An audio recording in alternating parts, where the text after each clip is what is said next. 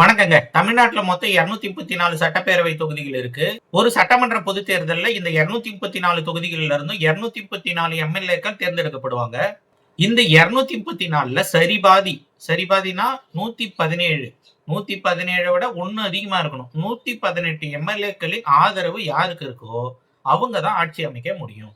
Suppose போட்டியிட்ட எந்த ஒரு கட்சிக்கும் தனி பெரும்பான்மை, அதாவது 118 எம்.எல்.ஏக்கள் கிடைக்கலைன்னா அப்ப என்ன ஆகும் அப்படின்னா, போட்டியிட்ட கட்சிகள்ல எந்த கட்சி அதிக எம்.எல்.ஏக்கள் வச்சிருக்குதோ, அது 118 இல்லைனாலும் பரவாயில்ல, போட்டியிட்ட கட்சிகள்ல எந்த ஒரு கட்சி அதிக எம்.எல்.ஏக்கள் வச்சிருக்குதோ அதுக்கு பேர் தனி பெருங்கட்சி அப்படின்னு சொல்லுவாங்க.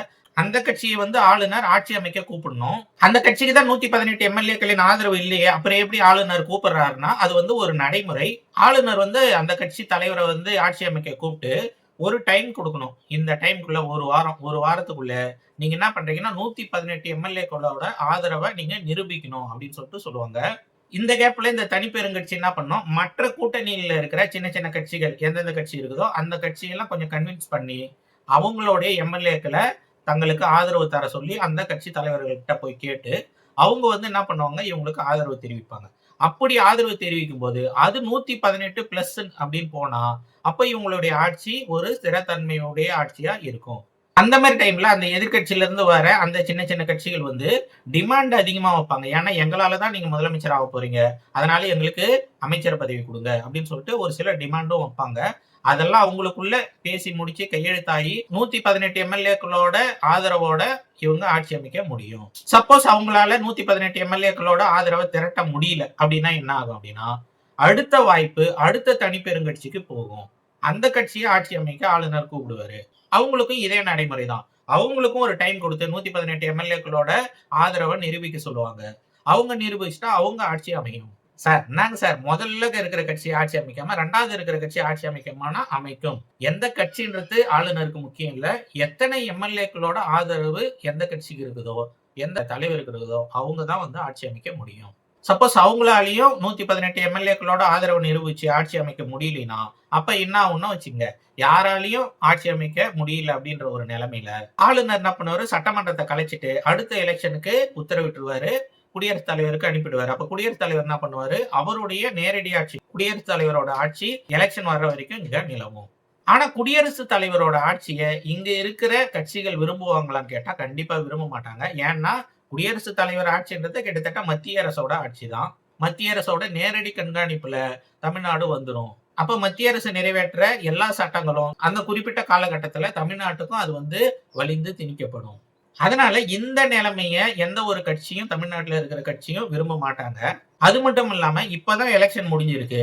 திரும்பியும் ஒரு எலெக்ஷன் வச்சா அது முதல்ல சிங்கிள் மெஜாரிட்டியா வந்தது இல்லைங்களா, அந்த கட்சிக்கு தான் அது பலத்தை கொடுக்கும். அதனால மற்ற கட்சிகள், பின்னால இருக்கிற 2 கட்சிகள் உடனே எலெக்ஷன் வரத பெரும்பாலும் விரும்ப மாட்டாங்க.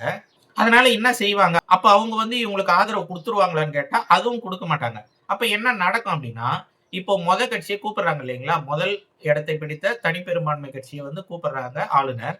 கூப்பிட்டு இப்ப அவங்களுக்கு 118 கிடையாது, இப்போ ஒரு குறிப்பிட்ட காலகட்டத்துக்குள்ள அவங்கள நிரூபிக்க சொல்றாங்க அப்படின்னா, அந்த வாக்கெடுப்புல என்ன பண்ணுவாங்க, இந்த பின்னால இருக்கிற கட்சிகள் ஆதரிச்சும் வாக்களிக்க முடியாது. ஏன்னா அவங்க கட்சி பிரச்சனை ஆயிடுது. அதே நேரத்துல எதிர்த்தாலும் என்ன ஆயிடும், உடனே எலெக்ஷன் வந்துரும். அப்ப என்ன செய்வாங்க அப்படின்னா, ஓட்டு போடாம வெளிநடப்பு பண்றாங்க. சட்டமன்றத்துல இருந்து வெளிநடப்பு பண்றாங்க.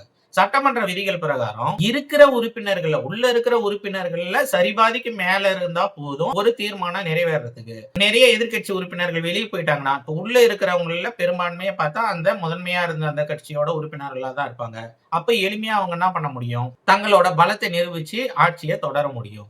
இந்த மாதிரி 118க்கு கம்மியா நம்பர்ஸ வச்சுக்கிட்டு ஆட்சி நடத்துறதுக்கு பேரு தொங்கு சட்டசபை அப்படின்னு சொல்றாங்க.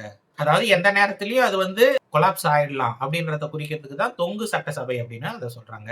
சரி, இந்த தொங்கு சட்டசபையை வச்சுக்கிட்டு 5 ஆண்டுகளையும் கொண்டு போக முடியுமான்னு கேட்டா கொண்டு போலாம். எதிர்கட்சிகள் பிரச்சனை பண்ணாத வரைக்கும் கொண்டு போலாம். சப்போஸ் எதிர்கட்சிகள் விரும்பல அப்படின்னா அவங்க திரும்பி என்ன பண்ணுவாங்க, நம்பிக்கையில்லா தீர்மானத்தை சட்டமன்றத்தில் கொண்டு வருவாங்க. அப்பயும் திரும்பி என்ன பண்ணுவாங்க, 118 நிரூபிக்கணும். அந்த அரசாங்கத்துக்கு நெருக்கடி கொடுக்கணும்னு நினைச்சிட்டாங்க. இப்ப வெளிநடப்பு பண்ண மாட்டாங்க. அங்க உள்ளேயே உட்கார்ந்து வாக்கெடுப்புல பங்கெடுப்பாங்க. இப்போ ஆளுங்கட்சி 118 இருக்குதா, எதிர்க்கட்சிகளோட எண்ணிக்கை 118 இருக்குதான்னு திரும்பி எண்ணுவாங்க.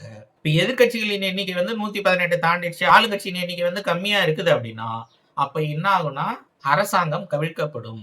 திரும்பியும் பொது தேர்தல் வரும். இதுதாங்க இந்தியாவுல இருக்கிற மாநிலங்களின் சட்டப்பேரவைகளின் நடைமுறை. பார்ப்போம் இன்னும் கொஞ்ச நாள்ல என்ன நடக்க போகுது தமிழ்நாட்டுலன்னு பார்ப்போம். உங்களுக்கு அரசியல் விழிப்புணர்வு ஏற்படுத்துறதுக்காக தான் இந்த சேனலும் இந்த பதிவும். அதனால தொடர்ந்து நம்ம சேனல்ல இணைஞ்சிருங்க. இன்னும் சப்ஸ்கிரைப் செய்யாத தோழர்கள் தயவு செய்து சப்ஸ்கிரைப் செய்து கொள்ளுமாறு பணிவுடன் கேட்டுக்கிறேன். மற்றும் ஒரு வீடியோவில் சந்திப்போம். தேங்க்யூ, பாய், டேக் கேர்.